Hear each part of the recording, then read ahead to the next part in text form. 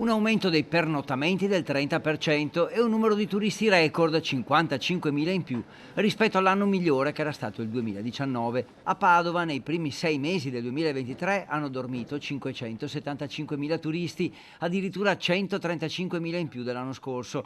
Numeri eccellenti che confermano come l'effetto Urbs Picta continui a farsi sentire e nell'epoca dei social il passaparola ha un effetto eccellente, trasformando Padova in una destinazione turistica internazionale. Il calcolo è fatto sulla base delle tasse di soggiorno. La tassa di soggiorno monitora i pernottamenti. Ebbene, nell'anno precedente, nel 2022, nel primo semestre, avevamo 441.000 pernottamenti.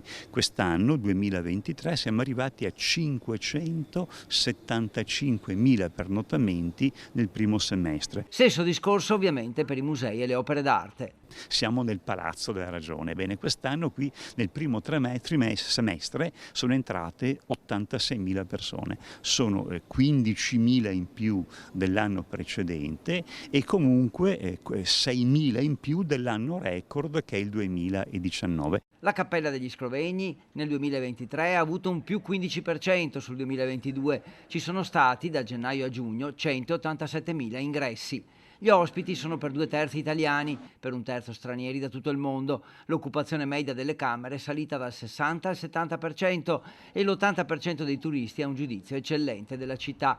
Con grande cautela, se continua così, si supererà il 2019, anno record. Una buona notizia per albergatori, ristoratori, guide turistiche. Il sistema Padova, insomma, funziona.